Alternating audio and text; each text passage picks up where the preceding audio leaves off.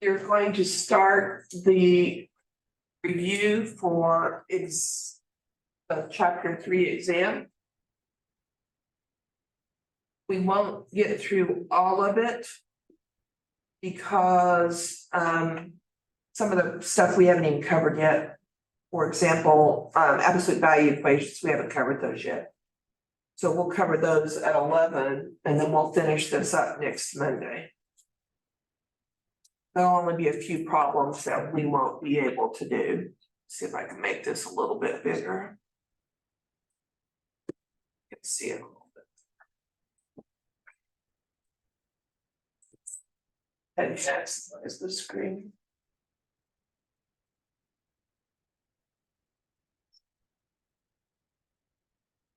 Start it in the middle today. All right, so problem 1 on your review is a quadratic function.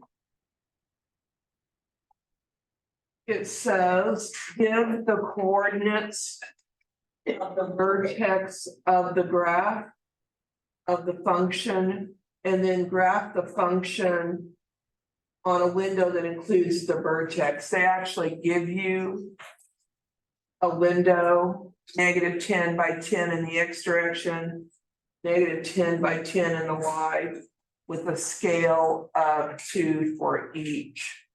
Okay, so let's get started. As you recall, the equation of a function in standard form is given by f of x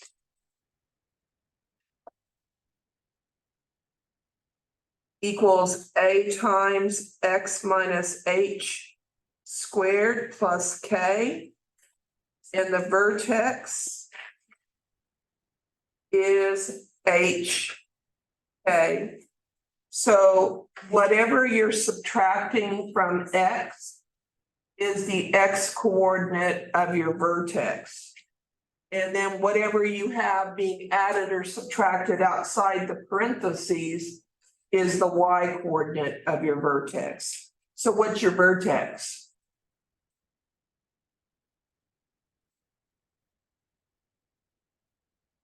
What are you subtracting from x? Well, you're actually adding 1. So what does that mean? You're subtracting -1. So the vertex is at -1, and then what are we adding outside of those parentheses? The number 5. So the vertex is at -1, 5. All right, now which graph is it? It's got to be one of the 4. Do I even actually have to graph it to figure this out?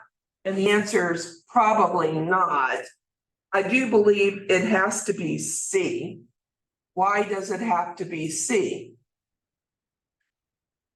Well, it's certainly not B. B is not a function. B fails the vertical line test.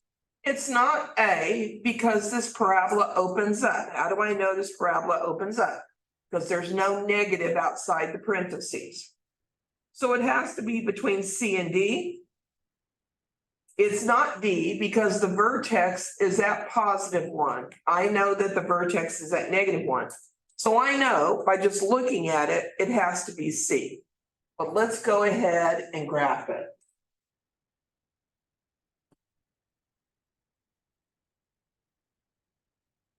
All right, so let's clear out what I have in there. And let's go ahead and type this in. So I have parentheses, x plus 1, close the parentheses, put in the square, plus 5. And then I use a standard window, -10 to 10, but they used a scale of 2. So let's change the scale to 2.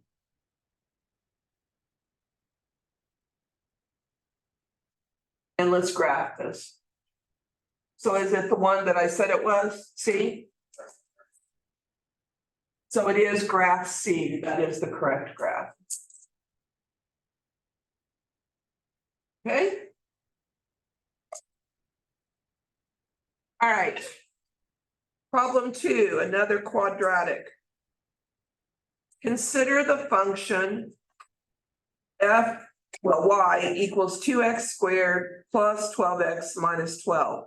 If the coordinates of the vertex of the graph of the function. All right, this is called general form. And it's general form because it's in the form ax squared plus bx plus c. And I better put my y equals in there.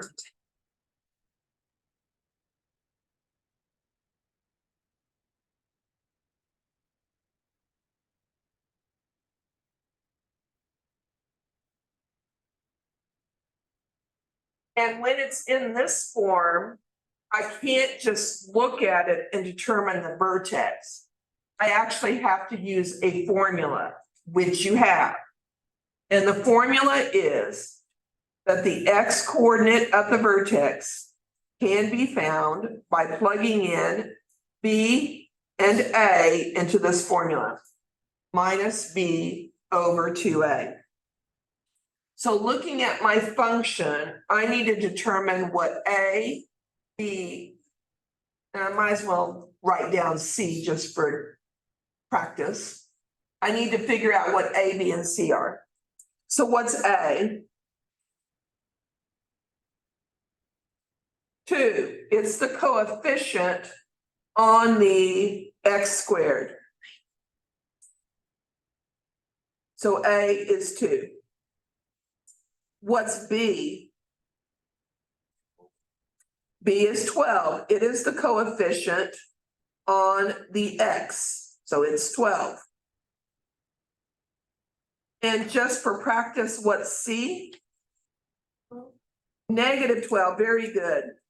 It is the constant term, whatever that constant term is, that is c. And the sign always goes with the term. All right, so let's plug in 12 for b, and don't lose that minus out in front of that formula. I'm going to have minus, and then I'm going to plug in 12 for b and 2 for a. Is that correct? What's that equal to? Is that negative 12 over 4? Is that negative 3? So the x coordinate of my vertex is negative 3. Now, how do I determine the y coordinate? Well, I have to plug in the x coordinate into my equation. So to find y, we're going to plug in negative 3 for x. So I have 2 times negative 3 squared plus 12 times negative 3 minus 12. Take your handy dandy calculators out and tell me what that is.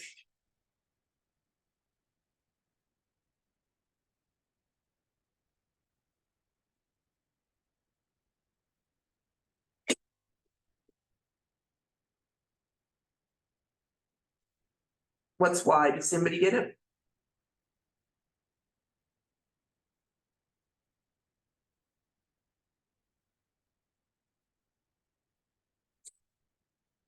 Anybody get it?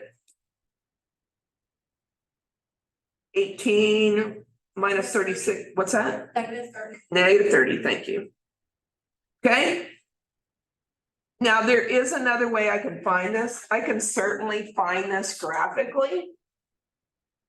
How do we find this graphically? We need to graph it anyway because they want us to pick out the graph. Now, it's either A or D. It's one or the other because this parabola opens up because A is a positive number. So it's got to be one or the other. Let's go to our calculator and let's graph this. Okay, so what do we have? 2x squared, 2x squared plus, or is it minus? I can't see. Let's put glasses on. Plus 12x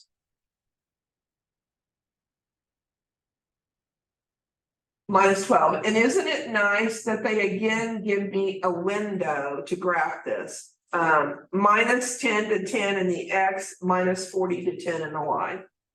So let's go to our window. Our window is fine, minus 10 to 10. And then they going what, minus 40 to 10?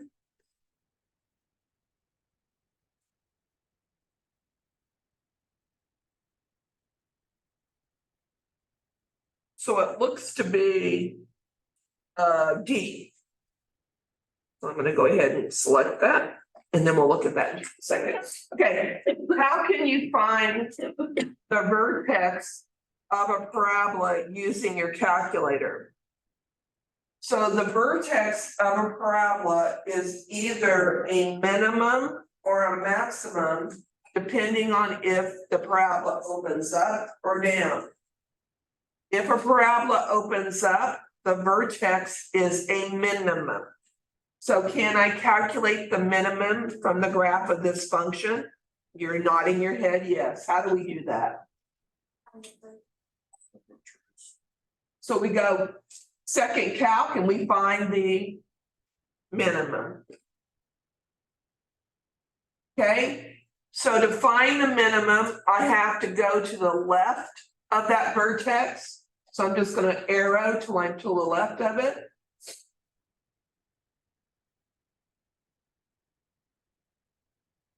Okay, that's left enough. And then I hit enter. And then I move to the right of it. And you can see the vertical lines guiding me on to the left and to the right. Oh, I really moved to the right, didn't I? That's fine. And then I'm going to move a little closer to that vertex for my guess. Well, like, be a little more accurate. Well, that's too far away. That'll work. So is the vertex at -3, -30? Negative 2.99999 rounds off to -3. So did we get it correct from the formula? Does it all work? It all works. It all agrees with each other. That's why math is so cool. Math is cool. I've been recorded saying it. Math is cool. All right, stop sharing. All right, problem 3. The annual total revenue for a product is given by a revenue function, R of X equals 27,000X minus 3X squared, where X is the number of units sold. To maximize revenue, how many units must be sold? What's the maximum possible annual revenue? So what do you need to find? That the maximum, and what's the easiest way for me to find the maximum? The graph it. The vertex. So could you graph this to find the vertex? Sure. It's probably more work than I want to do because I'd have to mess with the window and all that stuff, and I don't want to do that. So we're going to find the vertex. Since this is a parabola, 27,000 X minus 3X squared. So the coefficient on the X squared term is -3. So A is equal to -3. Since that's negative,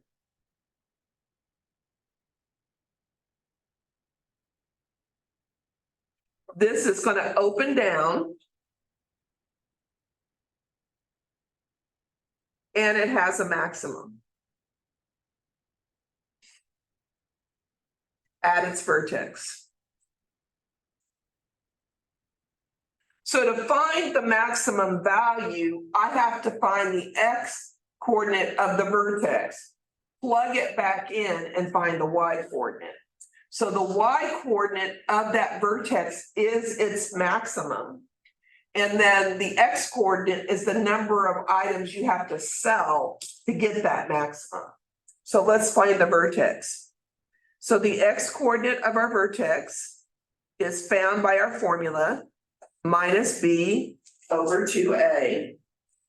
And B is the coefficient on the X term. So it is the 27,000. So B is 27,000. Okay, so we have minus 27,000 over 2 times minus 3. And that will be positive, which it needs to be. It doesn't make any sense for you to sell a negative number of items. So X should be a positive number. So what's 27,000 divided by 6? I get 4,500.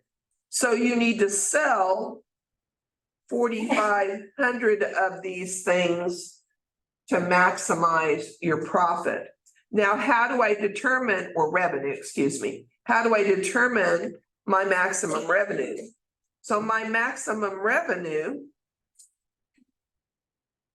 is the function R evaluated at 4,500. The Y coordinate of my vertex is my maximum. So what's that equal to? 27,000 times 4,500 minus 3 times 4,500 squared. What do you get? Big number. Is it 60,750,000? Is that what you get? Anybody do it? Is that what you got?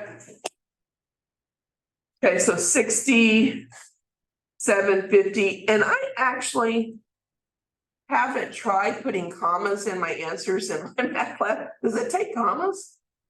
Probably not. It probably doesn't take commas. I confuses it. All right.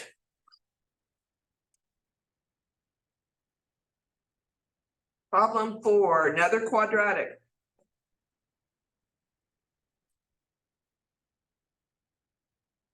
The amount of a particular pollutant, P, in the air depends on the wind speed, S, among other things. With the relationship between P and S approximated by P equals 29 minus 0.08 S squared, another quadratic. Where P is in ounces per cubic yard and S is in miles per hour. Sketch the graph of this model with S on the horizontal axis and with non-negative values of S and P. And it looks to me, looking at part A, that the window they are using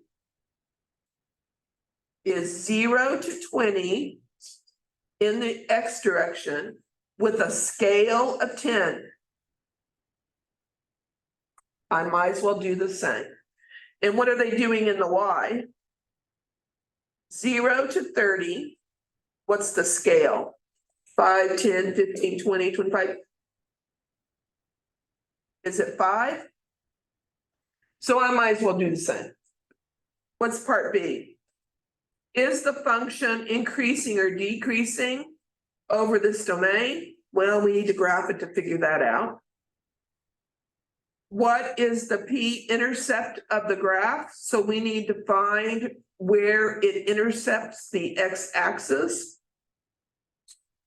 And then we're going to find the p-intercept. P-intercept's the y-intercept, silly girl.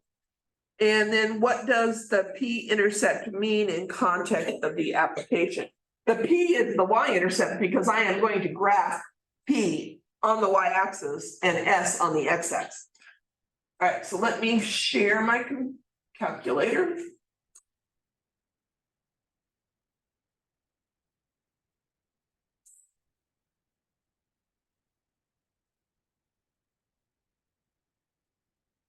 Okay, so let me go into my y equals and let's clear out what I have in there. And let's type in this function. So I have 29 minus 0.08 x squared.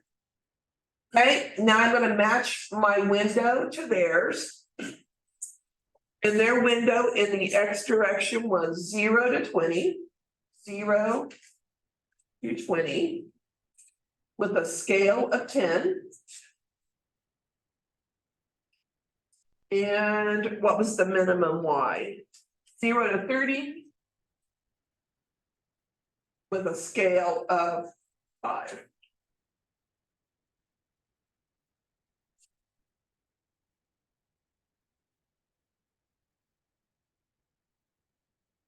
Okay, so looking at the graph, it's not C. Let's go back over here.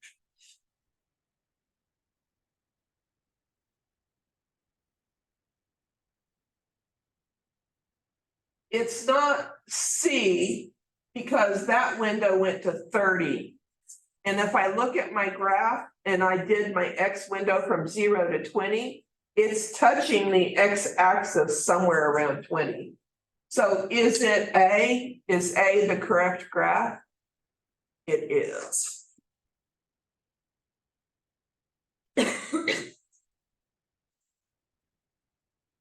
Okay.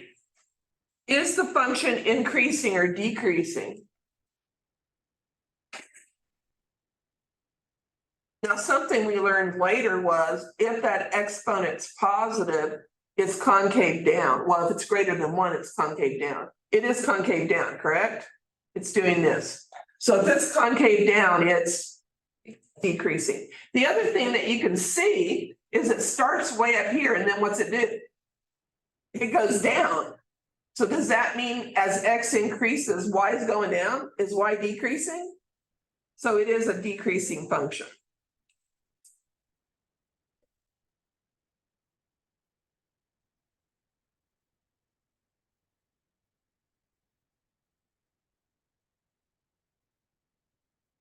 Okay, the p-intercept of the graph is what? Now we graphed p on the y-axis and s, speed of the wind, on the x-axis. So the p-intercept is that number right there.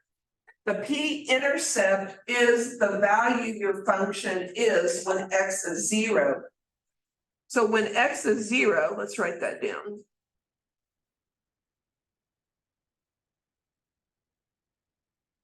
In our case, S, when S is 0, P is equal to 29 minus 0.08 times 0 squared, and 0 squared 0. So that second term goes away. So P is 29. So our y-intercept, our p-intercept is 29. And what's that mean? Well, it means one of these 4 things. So the p-intercept, yes. The graph is D, not A. What's that? The graph is D, not A.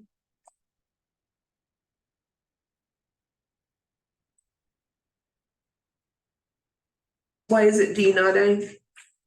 I believe you. Because you're supposed to have S on that horizontal axis. Oh, yes, ma'am. Did you hear her explanation? Why did I get it wrong? Oops, I just lost points. Dang it, because I didn't look at the axis. Thank you very much. It's not A because the vertical axis is S. And how many times have I said the vertical axis is B? Thank you. So it is D. And that's what I get for not putting it on my paper. All right, now which of those 4 is correct? Well, it's not wind speed. When the wind speed is 29 miles per hour, the amount of pollutant is 0.08. When the wind speed is 0.08, no, that's all right. When the wind speed is, no, that's not right. When the wind speed, because is S0, is the speed equal to 0? When the wind speed is 0, the amount of pollutant is 29 ounces per cubic yard, is that correct?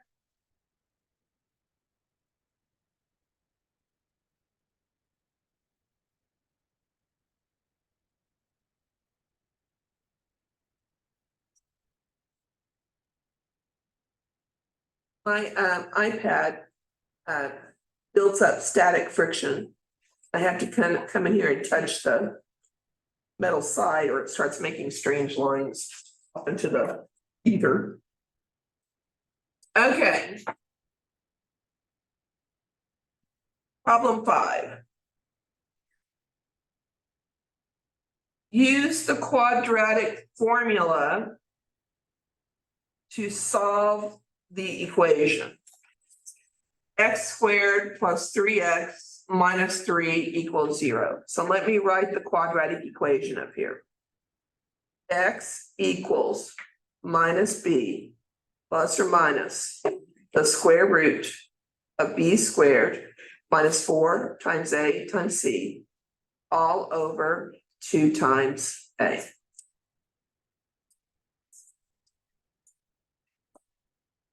Okay, so I need to look at that quadratic and determine what A, B, and C are. They are constants, they are numbers, they are not variables, and then plug it into the formula. So what's A? A is 1. There's no constant in front of the x squared, so there is an understood 1 there. What's B? 3. What's C? -3. So let's plug that in. So I have -3 plus or minus the square root. I always square B. 3 squared is 9. That first number there, let's highlight that. This number right here is always positive. It's gracious. iPad's not cooperating today.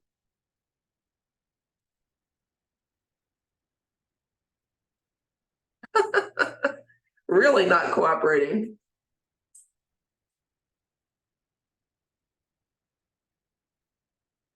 That is always positive is what I'm trying to say. Because you are squaring a number, a real number, and that will always be positive. Now, what you subtract from that may be, you may be subtracting a negative number, you may be subtracting a positive number. I don't know. But that first part, that first number has to be positive. So we have what, -4 times A is 1 times C is -3 all over 2 times 1. So we get -3 plus or minus the square root of 9 plus 12, is that 21? All over 2. You're done. Number 1, you're done because you're not going to simplify radicals, because if you do, you're going to make a mistake. Just don't simplify them, leave them as is. I will grade it and give you credit. And also the square root of 21 cannot be simplified. 21 does not have a factor that's a perfect square. 21 is what, either 1 times 21 or 3 times 7. And 3 and 7, neither one of those are perfect squares. So it can't be simplified anyway. All right, so we get -3, and I did check, and it is accepting a plus or minus. -3 plus or minus the square root of 21, and that whole thing is over 2.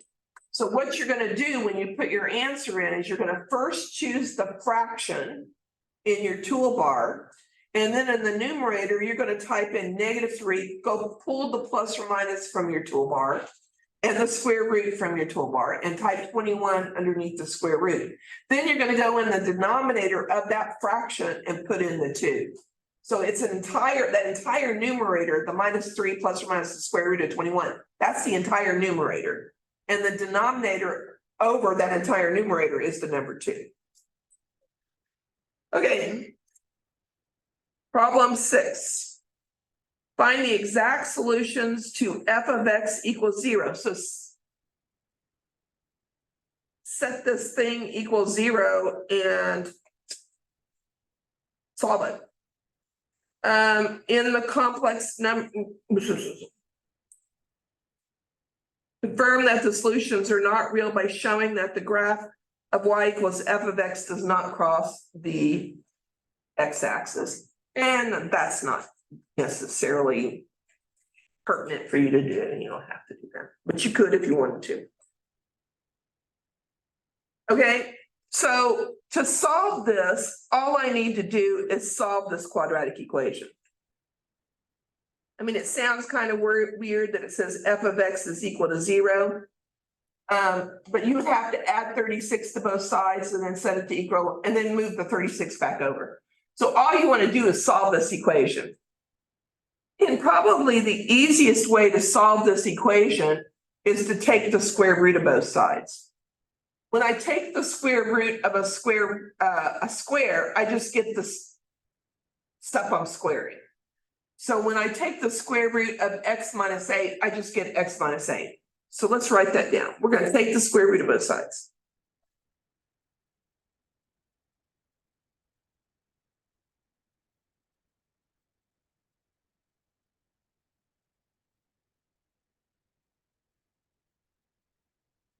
And I probably need a little bit of room to do this. I'm going to go down here and do this just to give myself a little bit of room to write. So this is problem 6. So I get x minus 8 is, and when I take the square root on the right-hand side, I got to put the plus or minus in there. I have to put the plus or minus. When you take the even root of both sides of an equation, you have to put a plus or minus in front of your constant. And then that's the square root of negative 36. Can your calculator find the square root of negative 36? Yes, it can. What is the square root of negative 36? Not 6, but 6i. And it's 6i because when you take the square root of a negative, it is an imaginary number. That is by definition. So this is x minus 8 equals plus or minus 6i. Square root of negative 36 is 6i. And then add 8 to both sides, move that 8 right there. You get x is 8 plus or minus 6i. So 8 plus or minus 6i.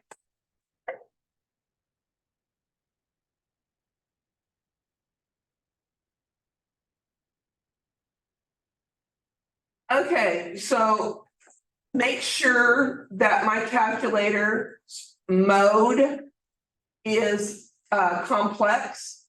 So you can see down here on the screen, I have real a plus bi, and then I have polar, which you're not interested in. So I'm going to go down here and I'm going to highlight that a plus bi. And now my calculator is in complex number mode. So now if I take the square root of negative 36, what is it going to tell me? 6i. So your calculator can do this for you. All right. Next. Using, this is problem 7, using UN data from 1975 and projections to 2050, the number of millions of people aged 15 to 59 in a country can be modeled. I'm trying to multitask, and you know what you cannot do is multitask. I had a colleague who said the only time you can multitask is in the bathroom. So anyway, where are we? 15 to 59 in a country can be modeled by y equals negative 0.224 x squared plus 20x plus 370.7. with X equal to the number of years after 1970. Let's highlight that. And Y equal to the number of millions of people in this labor pool. Use technology with the model to find when this population is expected to be equal to 724.3 million. So I graphed this. Because what you want to do is you want to find the intersection of that horizontal line. So you're looking for when Y is equal to 724.3. So I'm going to graph that horizontal line and that function and find the intersection. And that will tell me for what value of X is Y equal to that value. So let me share my calculator. Could you also solve it by setting the equation equal to 724.3? You certainly could, and use the quadratic formula. You'd have to use the quadratic formula. I actually think that graphing it might be easier, just because you don't have all those ugly decimals inside that quadratic formula. But you certainly could do it that way, absolutely. Okay, because I am going to have to adjust my window quite a bit here. Okay, so what are we putting in? Negative 0.224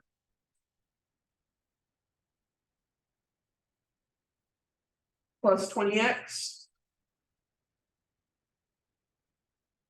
plus 370.7. Did I do that correctly? Watch me here. Okay, and then in the Y second one, I'm going to put the 724.3.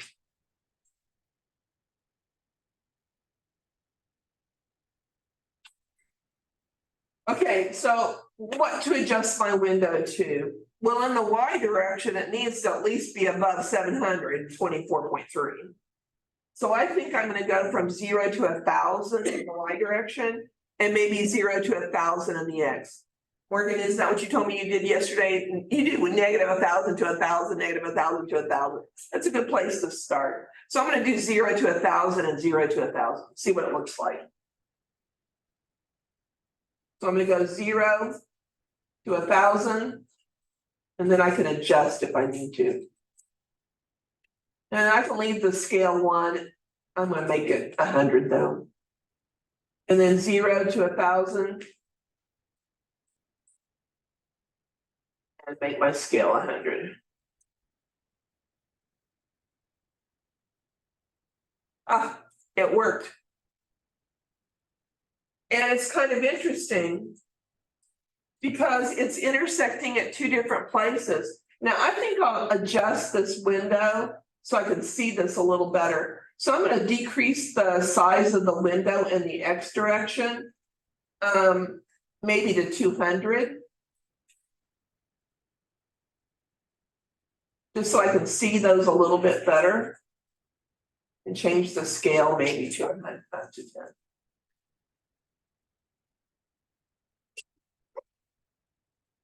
Sneeze, bless you.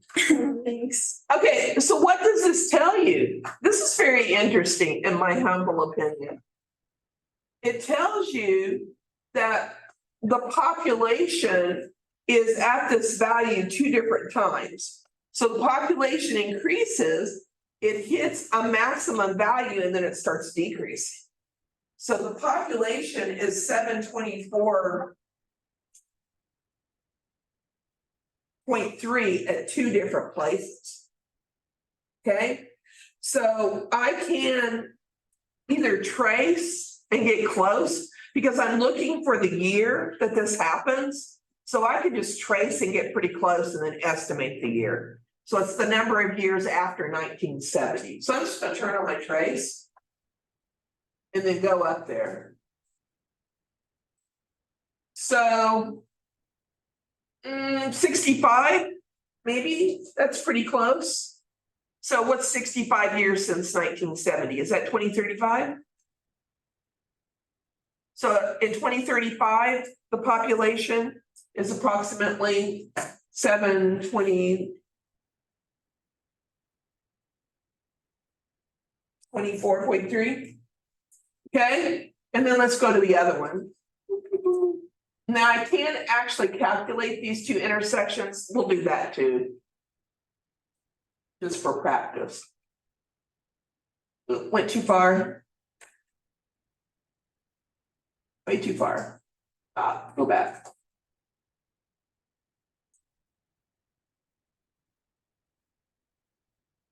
Um, 24, 25, around 25 years maybe. So what would that be, 1995? So let's calculate the two intersections. So we're gonna go to our calculate menu. We're gonna calculate an intersection, number 5. The first line is that parabola right there, hit enter. The second line is that horizontal line, hit enter. And then the guess just needs to be close to the intersection. Enter. So 24.2. Now, I would have rounded that down to 24. The book's explanation of why you round that up to 25 kind of left me puzzled. But they do round this up to 25 because it's a population and it's after 24 years, so they round it up to 25. I will look at your answer if you forget all that explanation of why they round that up to 25. I can understand that, but they do round it up to 25. Okay, and I actually had to correct my answer in my math lab because I thought I rounded it down to 24. Okay, so let's find the second intersection. And all you have to do to find that intersection is move your cursor close to that intersection point for your guess. And it's exactly 65. So when is this population approximately 724.3 million? In 1995 and in 2035. So there's 2 times that population is that value. When it comes up, it's that value, and then when it comes back down, it's that value.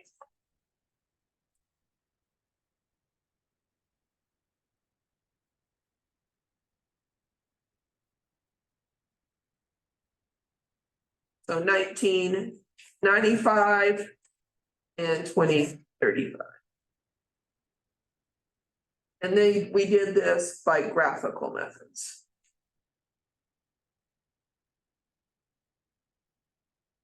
All right. Problem 8. Finally an easy one. Concave up or concave down?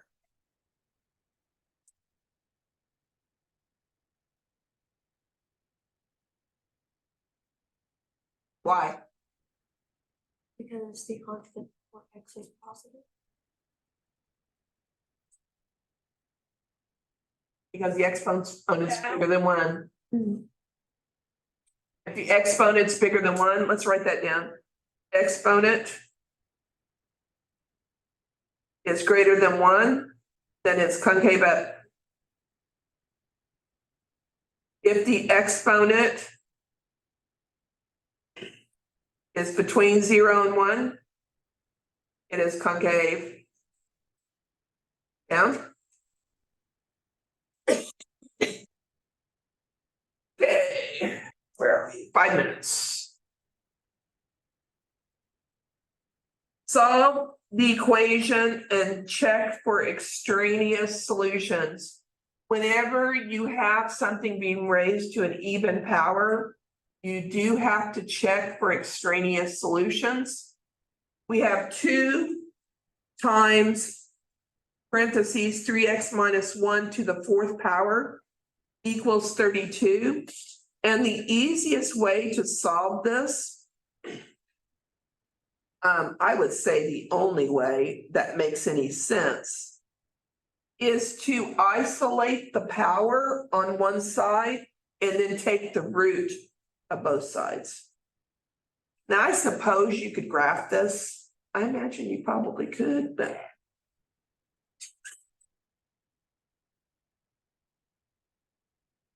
Sorry. Let's see if I can discharge my static electricity here. There's something else metal. Okay, so I'm gonna divide by both sides by 2 to isolate that power. 32 divided by 2 is 16. Then I'm gonna take the 4th root of both sides. The 4th root of both sides. And as soon as I do that over on the right-hand side, I have to put a plus or minus. When I take an even root of both sides of an equation, I have to put a plus or minus in front of the constant. And that's gonna be what, 3x minus 4? And I don't know why I need the parentheses. I do not need the parentheses. So what's the 4th root of 16? Can your calculator find the 4th root of 16? Yes. What's the 4th root of 16? It's math number something. I don't know what it is.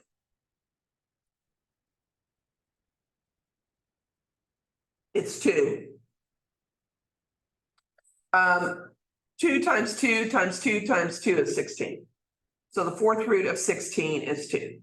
Okay, so you get 3x minus 4 is equal to negative 2, or 3x minus 4 is equal to positive 2. So if I add 4 to both sides,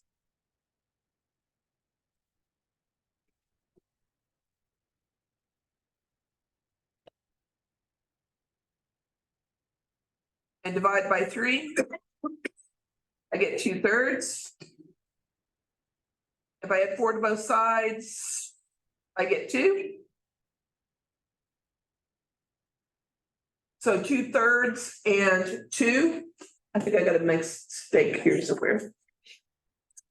What's my mistake?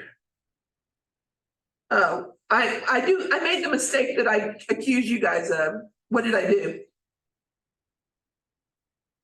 You never do this. What did I do? What's the problem say? 3x minus what? What did I write down? It's -4. Why did my brain do that? Because the power was 4. Do you do that? Yes. Do I look at that? Yes. Do I give you credit if you do that? A lot. Sometimes full credit, because it's just like, I know exactly what your brain's doing. See if I can fix my error. Wouldn't it be nice if it was this easy to fix? All right, see if I can do it right. Do it correctly. All right, so it's -1.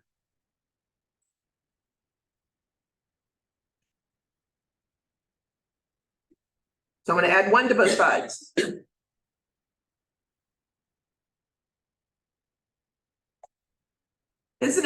Isn't the brain fascinating? Because I know it, that's exactly why it wrote down the 4, it's because the power was 4.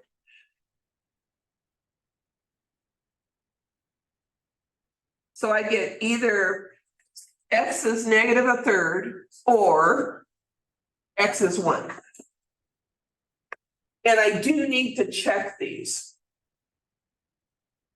So I'm first going to plug in -1/3. 3 times -1/3 is -1. -1 minus 1 is -2. -2 to the 4th power is 16. 2 times 16 is 32. Now I'm going to check 1.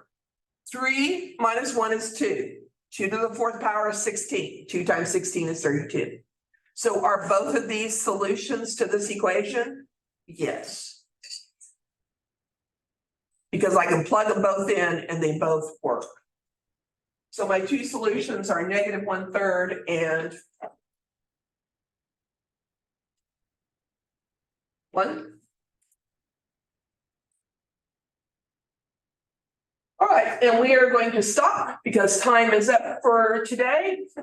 And we'll pick this up on Monday and finish the review. Any questions? We'll see you back here at 11.